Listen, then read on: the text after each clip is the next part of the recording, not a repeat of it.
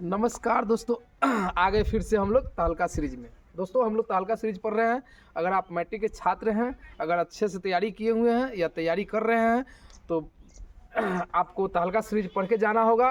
क्योंकि दोस्तों यहाँ तहलका सीरीज में हम कर क्या रहे हैं, जितना भी आप पढ़े हुए हैं उसका केवल फुल टॉस क्वेश्चन आपको समझाने की कोशिश कर रहे हैं, ताकि आप एग्जाम में जाए कम से कम समय में 50 को ऑब्जेक्टिव आप सही करके आए। एकदम इसमें हम बता रहे हैं, बिहार में एक शब्द चलता है जुगाड़, एकदम जुगाड़ लगा रहे हैं इसमें तहलका सीरीज में। एकदम जुगाड़ बताएंगे, जुगाड़ पर आपका सब काम फिट हो जाएगा। जैसे नेहा सिंह का आपने गाना सुना होगा दोस्तों, बिहार में का बा, तो नेहा सिंह को ये पता नहीं है कि बिहार में जुगाड़ बा। जैसे आपने देखा है दोस्तों, कल 22 तारीख को अपने अयोध्या में राम मंदिर का बहुत भव्य स्वागत भी हुआ है राम जी का। तो ये क्या था, नरेंद्र मोदी जो प्रधानमंत्री है हमारे देश के, उनका एक जुगाड़ था 2024 का। दोस्तों अगर मेरे चैनल पे नए हैं तो ऑनलाइन गोल्डन क्लास मेरा एक चैनल है, जिसको आप सब्सक्राइब कर लेंगे और शेयर जरूर कर देंगे दोस्तों। अपने उस दोस्तों के पास पहुंचाइए जो दोस्त अभी तक नहीं कर रहा है, सो रहा है, एकदम बिंदास सो रहा है, उस दोस्तों के यहाँ पहुंचा देना है। दोस्तों तहलका सीरीज में हम लोग बात करेंगे आज। पहला चैप्टर हम लोग वास्तविक संख्या पढ़ चुके हैं, अगर नहीं देखे हैं तो आप मेरे चैनल पे ऑनलाइन गोल्डन क्लास पे जाके देख सकते हैं। दूसरा आज हम लोग पढ़ेंगे बहुपद दूसरा चैप्टर है। बहुपद का मतलब आप जानते हैं, पद जो होता है चर और अचर से मिलकर बनता है। एक तरफ चर रहता है और दूसरा तरफ अचर रहता है। चर और अचर मिलता है तो क्या बनता है, पद बनता है। यानी चर का मतलब क्या होता है, वैसी संख्या जिसका मान फिक्स नहीं है, बदलते रहता है। जैसे x y z a b c, ये सब क्या है, चर है, वेरिएबल है, इसका मान बदलते रहेगा। अचर का मतलब होता है फिक्स, जिसका मान कभी नहीं बदलता है। जैसे 1 3 5 7 2, ये सब क्या है, फिक्स है, इसको हम कांस्टेंट बोलते हैं। तो चर और अचर को मिलाते हैं तो पद बनता है, और इसी से चैप्टर से बना हुआ है बहुपद। क्या बना हुआ है, बहुपद। अब बहुपद में हम लोग ज़्यादा डिटेल्स नहीं बताएंगे दोस्तों, क्योंकि यहाँ मजबूरी है, हमको एग्जाम की तैयारी करवाना है। ज़्यादा अगर डिटेल्स पढ़ना है दोस्तों तो आप, एक मेरा बैच चलता है, ऑफलाइन भी बैच चलता है। उस ऑफलाइन बैच 1 मार्च से नए मैट्रिक के नए बच्चे के लिए क्लास शुरू हो रहा है। 1 मार्च से आपको अब ज्वाइन करना होगा, तो आना पड़ेगा नया बाजार Tajpur golden kids public school के प्रांगण में। दोस्तों तो चर और अचर मिलता है तो पद बनता है। और हम लोग जो बहुपद पढ़ रहे हैं, बहुपद 2 प्रकार का होता है, एक पद के आधार पे और एक घात के आधार पे। पद के आधार पे और घात के आधार पे। पद के आधार पे होता है एक पदी जिसमें 1 पद होगा, तो एक पदी जिसमें 2 पद होगा, द्विपदी जिसमें 3 पद होगा, त्रिपदी जिसमें 4 पद होगा, चतुर्पदी जिसमें 5 पद होगा, 5 पदी जिसमें 6 पद होगा, 6 पदी। आप पद किससे मिलकर बनता है, चर और अचर से। यानी चर और अचर से मिलता है तो पद बनता है। जैसे चर ले लो x, गुना कर दो, अचर ले लो 2, तो कितना हो जाएगा 2x, तो ये एक पद बन गया। जैसे चर ले लो 4, अचर ले लो 4, अचर ले लो y, तो ये क्या हो जाएगा 4 + y, ये भी एक पद हो गया। तो चर और अचर मिलता है तो क्या बनता है, पद बनता है। तो जय को पद रहेगा तय पदी बहुपद होगा। इसके बाद घात के आधार पे पढ़ते हैं दोस्तों। तो जिस बहुपद का शून्य घात होगा उससे शून्य बहुपद कहते हैं। जिस बहुपद का 1 घात होगा उससे रैखिक बहुपद कहते हैं। जिस बहुपद का 2 घात होगा उससे द्विघात बहुपद कहते हैं। जिस बहुपद का 3 घात होगा उससे त्रिघात बहुपद कहते हैं। अब दोस्तों बहुपद पहले होने के लिए शर्त भी है कि बहुपद कौन होगा कौन नहीं होगा। तो हम जानते हैं कि बहुपद के लिए ऐसा कोई भी बहुपद लिखा हो, बहुपद हम तबे कहेंगे जब उसका घात कभी भी माइनस में नहीं हो, उसका घात कभी भी रूट में नहीं हो, उसका घात कभी भी बाटा में नहीं हो, तब हम उसे बहुपद कहेंगे। जैसे दोस्तों हम एक बात करते हैं, जैसे ये लिखा हुआ है 4x² - 2 + 3x, क्या ये बहुपद है, नहीं। क्यों, क्योंकि इसका घात माइनस में हो गया। अगर लिखा हुआ है 3x का 1/2 + 4y, क्या बहुपद है, नहीं। क्यों, क्योंकि घात इसका बटा में हो गया। अगर लिखा हुआ है 3x के √2 + 2y, क्या बहुपद है, नहीं है। क्यों, क्योंकि इसका घात रूट में हो गया। यानी घात अगर रूट में हो जाए, घात अगर बटा में हो जाए, घात अगर माइनस में हो जाए, तो ये बहुपद नहीं होगा। ठीक है दोस्तों, अब बात करते हैं बहुपद है तो बहुपद कैसा होगा, या तो पद के आधार पे होगा, नहीं तो घात के आधार पे। तो पद के आधार पर 1 पद 2 पद 3 पद 4 पद ऐसे होगा। घात के आधार पर शून्य बहुपद, रैखिक बहुपद, द्विघात बहुपद, त्रिघात बहुपद। तो दोस्तों मैट्रिक तक हम लोग केवल पढ़ना है रैखिक बहुपद, द्विघात बहुपद, त्रिघात बहुपद। अब हम लोग बात करते हैं दोस्तों कि रैखिक बहुपद का कैसा हम लोग जुगाड़ पढ़ेंगे। द्विघात बहुपद का कैसा जुगाड़ पढ़ेंगे, त्रिघात बहुपद का कैसा जुगाड़ पढ़ेंगे। एकदम जुगाड़ पढ़ना है दोस्तों, ताकि हम एग्जाम में जाकर ठोक के आ जाए। ठीक है दोस्तों, तो हम क्वेश्चन का बात करते हैं दोस्तों, क्वेश्चन का बात करते हैं अभी। तो दोस्तों बात कर रहे थे हम लोग रैखिक बहुपद, द्विघात बहुपद, त्रिघात बहुपद, यही आपको मैट्रिक तक ले पढ़ना ही है। तो रैखिक बहुपद का व्यापक रूप क्या होता है, ax प्लस बी। द्विघात बहुपद का क्या होता है, X square plus B X plus C बराबर 0। और त्रिघात बहुपद का क्या होता है, A X cube plus B X square plus C X plus D बराबर 0, जहाँ A not equal to 0, A not equal to 0, A not equal to 0, यानी ए कभी भी 0 के बराबर नहीं होगा, तो ये X square plus B X plus C द्विघात कहलाएगा। और A X cube plus B X square plus C X plus D बराबर 0, ये त्रिघात कहलाएगा। अब दोस्तों बात करते हैं, ये बताने की क्या जरूरत पड़ा, इसमें आप लोग देखते होइएगा दोस्तों कि आपसे डायरेक्ट पूछता है कि निम्नलिखित समीकरण में सबसे अधिक घात कितना है, या निम्नलिखित समीकरण का कई गो शून्यक होगा। इसमें हमको सबसे बड़ा झंझट शून्यक का आता है, कोई झंझट नहीं है दोस्तों, एकदम जुगाड़ फिट है।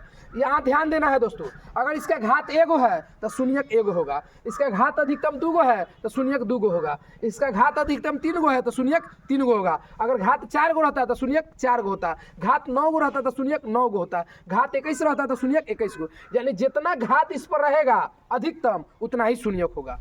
एकदम सिंपल। अब एगो समीकरण लिख देगा और सबसे घात लिख देगा 6 अधिक, आप पूछेगा इस समीकरण का शून्य कै गो होगा, तो 6 गो होगा। एगो समीकरण लिख देगा और सबसे घात अधिक 3 लिख देगा, आप पूछेगा शून्य कै गो होगा, तो 3 गो होगा। एकदम जुगाड़ फिट है।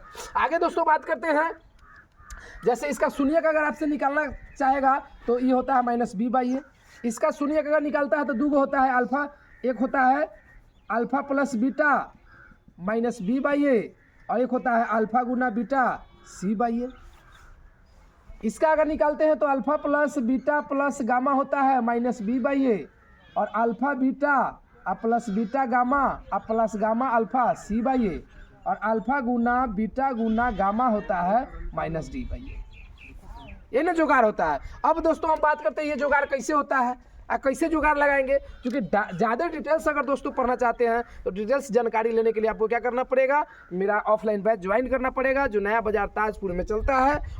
ऑनलाइन गोल्डन क्लास एक विद्यालय है, जो गोल्डन क्लास स्कूल जो है उसी स्कूल के प्रांगण में चलता है दोस्तों। तो ये जुगाड़ कैसे फिट होगा, एकदम सिंपल फिट करेंगे, एकदम झकास में फिट करेंगे जुगाड़ के माध्यम से, और एक भी क्वेश्चन को छोड़ेंगे नहीं दोस्तों, क्योंकि आप जग जाइए। आपका फरवरी में 15 फरवरी से आपका एग्जाम शुरू होने जा रहा है, अभी नहीं जगिएगा तो गड़बड़ा जाइएगा दोस्तों, ठीक है। और मैं दावा कर रहा हूं कि आप जितना तैयारी किए हुए हैं इस वीडियो को जरूर देख के जाएं। इससे पहले जो वास्तविक संख्या है मेरे ऑनलाइन गोल्डन क्लास पे पढ़ा हुआ है, आप देख लीजिएगा। और ये पद आज पढ़ा रहे हैं, इससे आगे एक एक चैप्टर का, हर एक चैप्टर का जुगाड़ बता दूंगा, ताकि आपका 60% एग्जाम एकदम 100% पकड़ा जाएगा। आगे दोस्तों, तो इस प्रकार से अगर आपसे पूछ दे द्विघात समीकरण का शून्यक, तो अल्फा होगा, एगो बीटा होगा। द्विघात समीकरण में अगर शून्यकों का योग पूछेगा alpha plus beta minus B by A, alpha गुना बीटा सी बाई ए। त्रिघात बहुपद पूछेगा alpha plus beta plus gamma तो minus B by A, alpha beta plus beta gamma plus gamma alpha बराबर सी बटा ए, और alpha गुना beta गुना गामा बराबर होगा माइनस डी बटा ए। अब क्वेश्चन डायरेक्ट पूछेगा दोस्तों, किस प्रकार से हम बात करते हैं, किस प्रकार से क्वेश्चन पूछता है, ठीक है दोस्तों। तो हम जानकारी रखेंगे कि क्वेश्चन कैसे हम लोग करेंगे। क्वेश्चन अभी हम बोर्ड पे लिख रहे हैं, जैसे इस प्रकार का डायरेक्ट क्वेश्चन दे देगा दोस्तों। क्वेश्चन दे देगा 2x square plus 5x plus 4 बराबर 0 का पूछ रहा है। अल्फा प्लस शून्यकों का योग बताइए, तो क्या होगा माइनस बी बाई ए, तो माइनस 5 अब बटा ए कितना 2, माइनस 5 बटा 2। आपसे पूछ जाएगा शून्यकों का गुणनफल बताइए, इस समीकरण दे देगा, पूछेगा शून्यकों का गुणनफल यानी अल्फा गुना बीटा, तो सी बटा ए, सी कितना 4, ए कितना 2, 4 बटा 2 यानी 2। एकदम डायरेक्ट जुगाड़ याद रखेंगे हम लोग, ठीक है। अब हम लोग बात करेंगे कि इस प्रकार से जब क्वेश्चन पूछ देगा, ये इस प्रकार से क्वेश्चन पूछ देगा, और तब हम कैसे निकालेंगे। तो जैसे इस प्रकार से दे दिया x cube plus 2x square plus 5x plus 4 बराबर 0।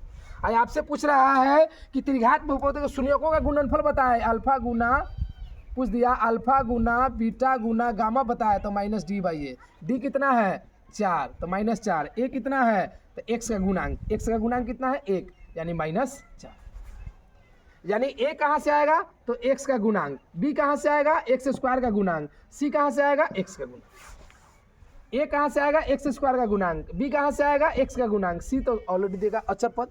ठीक है, तो इस प्रकार से निकालेंगे दोस्तों, एकदम डायरेक्ट फिट करेंगे, त्रिघात हो द्विघात हो डायरेक्ट फिट करेंगे। शून्यकों का योग कहेगा अल्फा प्लस बीटा, तो इस प्रकार से अल्फा और बीटा, तो इस प्रकार से। अब दोस्तों वहां आपको एगो चीज और दे देगा, आपको क्या देगा, कहेगा कि अल्फा प्लस बीटा बराबर 4 और अल्फा गुना बीटा बराबर 2, यानी शून्यकों का योग 4 और शून्यकों का गुणनफल 2 है। समीकरण बताए, कुछ नहीं दोस्तों, X square minus alpha plus beta X plus alpha गुना बीटा, ये समीकरण होता है। द्विघात ये समीकरण है। शून्यक देगा तो समीकरण पूछेगा, समीकरण देगा तो शून्यक पूछेगा, दुइये को कामे करेगा, या तो शून्यक देगा तो समीकरण पूछेगा, समीकरण देगा तो शून्यक पूछेगा। कुछ नहीं करेंगे, यहाँ अल्फा प्लस बीटा का जो मान होगा मान रखेंगे, अल्फा बीटा का जो मान होगा मान रखेंगे, समीकरण निकलेगा। X square minus alpha plus beta का मान कितना है 4 एक्स, अल्फा गुना बीटा का मान कितना है 2 हो गया समीकरण। इसी प्रकार से क्वेश्चन पूछेगा, जैसे इसका हम दोस्तों बात करते हैं, पूछेगा alpha plus beta plus gamma बराबर 4, alpha beta plus beta gamma plus gamma alpha बराबर 2, अल्फा गुना बीटा गुना गामा बराबर 7। तब आपसे पूछेगा कि त्रिघात समीकरण बताए। कुछ नहीं, एकदम ये इसका फॉर्मूला ये होता है,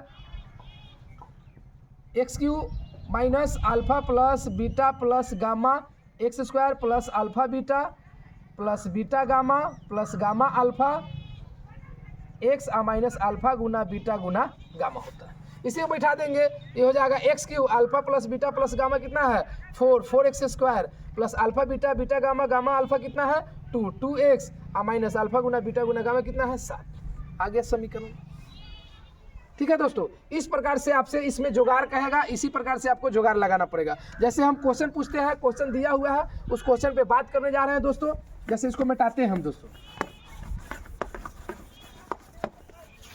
इसको मिटाते हैं दोस्तों, और इससे आपको इस प्रकार से क्वेश्चन पूछेगा। जैसे आपसे पूछेगा कि ये रैखिक का तो कोई बातें नहीं है, एगो देवे करेगा एगो पूछवे करेगा, इसका तो बातें नहीं है। द्विघात पूछेगा नहीं तो त्रिघात, तो इसमें देगा तो अल्फा प्लस बीटा देगा माइनस बी बाई ए, और अल्फा गुना बीटा देगा सी बाई ए। अगर इसमें देगा तो alpha plus beta plus gamma देगा माइनस बी बाई ए, और alpha beta plus beta gamma plus gamma alpha देगा सी बाई ए, और अल्फा गुना बीटा गुना गामा देगा माइनस डी बाई ए। ठीक है, तो ये तब हमसे पूछेगा जब समीकरण देगा, ये तब हमसे पूछेगा जब समीकरण देगा।